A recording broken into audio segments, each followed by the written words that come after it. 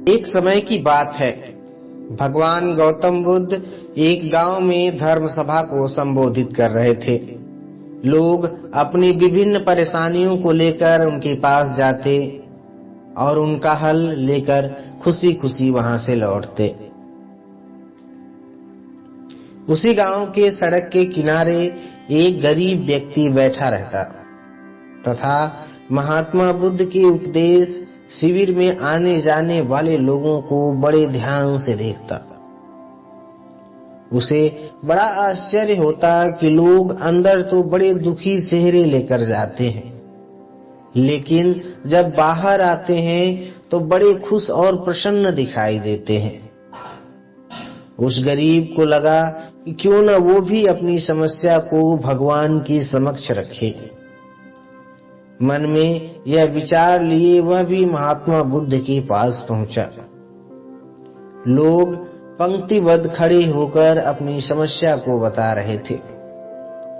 जब उसकी बारी आई तो उसने सबसे पहले महात्मा बुद्ध को प्रणाम किया और फिर कहा, भगवान, इस गांव में लगभग सभी लोग खुश और समृद्ध हैं, फिर मैं ही क्यों गरीब हूं। इस पर उन्होंने मुस्कुराते हुए कहा, तुम गरीब और निर्धन इसलिए हो क्योंकि तुमने आज तक किसी को कुछ दिया ही नहीं। इस पर वह गरीब व्यक्ति बड़ा आश्चर्यचकित हुआ और बोला, भगवान, मेरे पास भला दूसरों को देने के लिए क्या होगा। मेरा तो स्वयं का गुजारा बहुत मुश्किल से हो पाता है। लोगों से भीख मांगकर अपना पेट भरता हूं।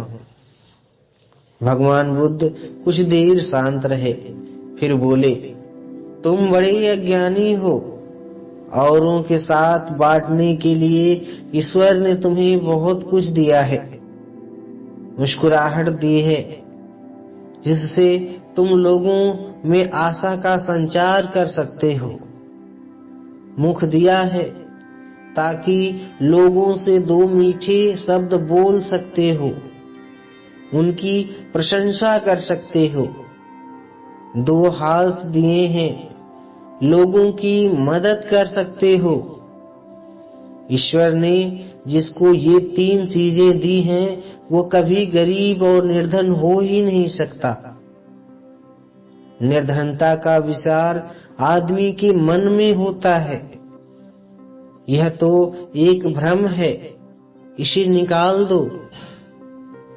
कभी भी मन में निर्धनता का भाव उत्पन्न न होने दो। गरीबी अपने आप दूर हो जाएगी। भगवान बुद्ध का संदेश सुनकर उस आदमी का चेहरा चमक उठा और उसने इस उपदेश को अपने जीवन में उतारा, जिससे वह फिर कभी भी दुखी नहीं हुआ।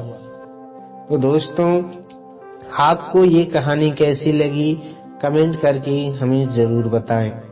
चैनल पर अगर आप नए हैं तो इसे सब्सक्राइब कर लीजिए, क्योंकि हम आपके लिए लगातार बुद्ध के विचार लाते रहते हैं। अभी के लिए दीजिए इजाजत, मिलते हैं अगली वीडियो में नई सीख के साथ। तब तक के लिए स्वस्थ रहें, मस्त रहें।